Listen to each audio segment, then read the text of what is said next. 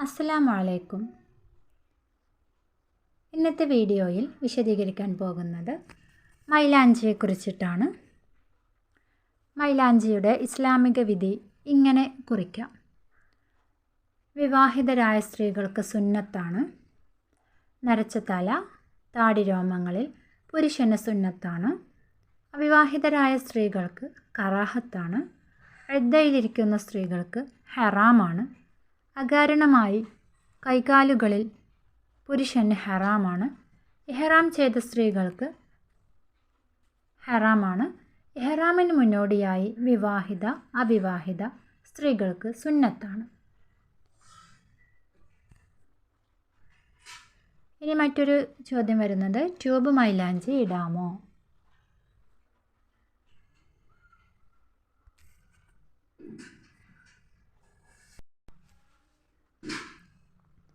ഇതിനുള്ള വിശദീകരണം, ഇന്ന് കടകളിൽ നിന്ന് വാങ്ങുന്ന പല മൈലാഞ്ചി ട്യൂബുകളും കെമിക്കൽ ഉപയോഗിച്ച് നിർമ്മിക്കുന്നതിനാൽ മൈലാഞ്ചി ധരിച്ച സുന്നത്ത് ലഭിക്കാതെ പോകുന്നു. മാത്രമല്ല അത് വുളൂഇൻ്റെ വെള്ളത്തെ തടയുകയും ചെയ്യുന്നു. ഈ വിഷയം ശ്രദ്ധിക്കേണ്ടതാണ്. അടുത്തൊരു ചോദ്യം, സിങ് പോലുള്ള ട്യൂബുകൾ ഉപയോഗിച്ച് മൈലാഞ്ചി ഇടാമോ? വുളൂ ശരിയാവുമോ? അതിനുള്ള വിശദീകരണം, മൈലാഞ്ചി ഏതായിരുന്നാലും വുളൂഇൻ്റെ അവയവത്തിലേക്ക് വെള്ളം ചേരാത്ത വിധം തടിയുള്ള വല്ല സാധനവും ആവുന്നുണ്ടോ എന്നതാണ് മാനദണ്ഡം. സാധാരണഗതിയിലൊക്കെ മൈലാഞ്ചിയുടെ നിറം മാത്രമാണ് കൈവെള്ളയിലേക്ക് പതിയുന്നത്. അത്തരത്തിൽ കേവലം നിറം പകരുന്നതെല്ലാം പതുക്കെ ആ നിറം മാഞ്ഞു പോവുകയെന്നല്ലാതെ അതിൽ നിന്ന് ഒന്നും പതിഞ്ഞു പോരാറില്ല.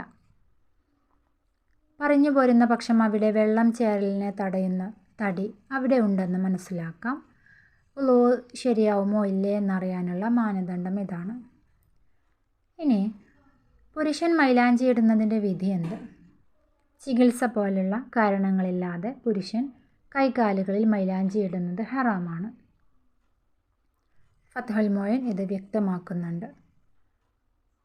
അടുത്തൊരു വിഷയം വരുന്നത്, കൈകാലുകളിൽ സ്ത്രീകൾ മൈലാഞ്ചി അണിയുന്നതിൻ്റെ വിധി എന്ത്? അത് വുളൂഇൻ്റെ വെള്ളത്തെ തടയുമോ?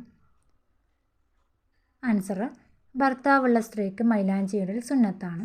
ഭർത്താവില്ലാത്തവർക്ക് അനുവദനീയമാണ്. പുരുഷന് മൈലാഞ്ചിയിടൽ ഹറാമാണെന്നാണ് പ്രബലാഭിപ്രായം.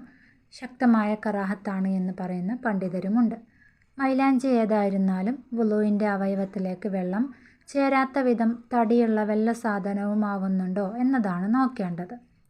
സാധാരണഗതിയിലൊക്കെ മൈലാഞ്ചിയുടെ നിറം മാത്രമാണ് കൈവെള്ളയിലേക്ക് പതിയുന്നത്.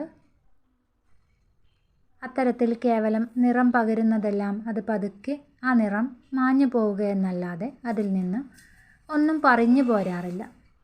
പറഞ്ഞു പോരുന്ന പക്ഷം അവിടെ വെള്ളം ചേരലിനെ തടയുന്ന തടി അവിടെ ഉണ്ടെന്ന് മനസ്സിലാക്കാം.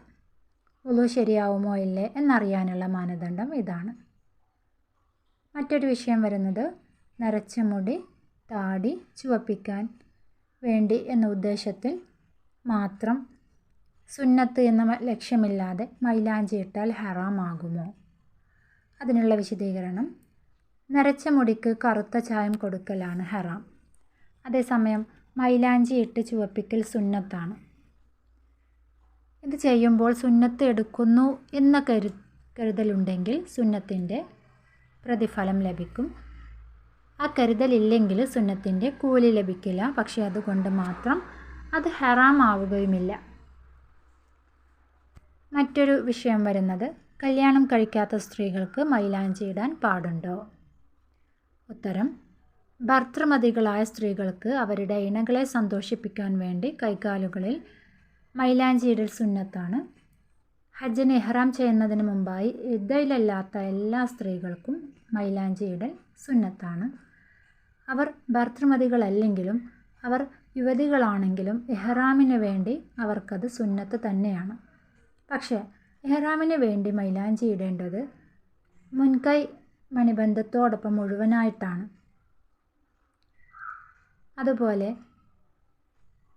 മുഖത്തും മൈലാഞ്ചി കൊണ്ട് ചായം ചെയ്യൽ ഇഹ്റാം ചെയ്യുന്ന സ്ത്രീക്ക് സുന്നത്താണ്. എന്നാൽ ഇഹ്റാമിന് ശേഷം ഇങ്ങനെ ചായം ചെയ്യൽ കറാഹത്താണ്. ഭർത്താവില്ലാത്ത സ്ത്രീകൾ ഇഹ്റാമിനല്ലാതെ മൈലാഞ്ചി കൊണ്ട് മേൽപ്പറഞ്ഞ പ്രകാരം നിറം നൽകൽ കറാഹത്താണ്. എന്നാൽ മൈലാഞ്ചി ഉപയോഗിച്ച് ചിത്രപ്പണികൾ ചെയ്യുന്നതും നഖങ്ങൾക്ക് നിറം നൽകി ഭംഗിയാക്കുന്നതും ഭർത്താവില്ലാത്തവർക്കും ഭർത്താവിൻ്റെ സമ്മതം കിട്ടാത്തവർക്കും നിഷിദ്ധമാണ്. ഏതവസരത്തിലും ചികിത്സാർത്ഥം മൈലാഞ്ചി ഉപയോഗിക്കൽ കറാഹത്തോ ഹറാമോ അല്ല. മറ്റൊരു വിഷയം വരുന്നത്, വിവാഹ ദിവസം പുരുഷൻ മൈലാഞ്ചി ഉപയോഗിക്കൽ ഹറാമാണോ? അതിനുള്ള വിശദീകരണം, പുരുഷന്മാർ കൈകാലുകളിൽ മൈലാഞ്ചി ഇടുന്നത് ഹറാമാണെന്നാണ് ഫത്ഹുൽ മൊയ്ൻ അടക്കമുള്ള പല കർമ്മശാസ്ത്ര ഗ്രന്ഥങ്ങളും പറയുന്നത്. എന്നാൽ ഹറാമല്ലെന്നും ശക്തമായ കറാഹത്താണെന്നും അഭിപ്രായപ്പെടുന്ന പണ്ഡിതരും ഉണ്ട്. വിവാഹ സുദിനത്തിലും മറ്റു ദിനങ്ങളിലുമൊക്കെ ഇത് തന്നെയാണ് വിധി. വിവാഹദിനം എന്നത് ഏറെ പവിത്രമാണെന്നും ആ ദിനത്തിലും ചടങ്ങിലും ഇത്തരം കാര്യങ്ങളൊന്നും കടന്നു വരാതിരിക്കാൻ പ്രത്യേകം ശ്രദ്ധിക്കണമെന്ന് കൂടി ഓർക്കേണ്ടതാണ്. മറ്റൊരു വിഷയം വരുന്നത്, മയ്യത്തിൻ്റെ കൂടെ അത്തറിനൊപ്പം മൈലാഞ്ചിയും കഫൻ പുടവയിൽ ഇടുന്നത് കാണുന്നുണ്ട്. ഇതിൻ്റെ ഇസ്ലാമിക അടിസ്ഥാനം എന്താണ്? അതിനുള്ള വിശദീകരണം, കഫൻ പുടവയിൽ മൈലാഞ്ചി വിതറുന്നത് സുന്നത്താണെന്ന് അറിയിക്കുന്ന ഹദീസുകളോ കിതാബിൻ്റെ ഉദ്ധരണികളോ ഇല്ല.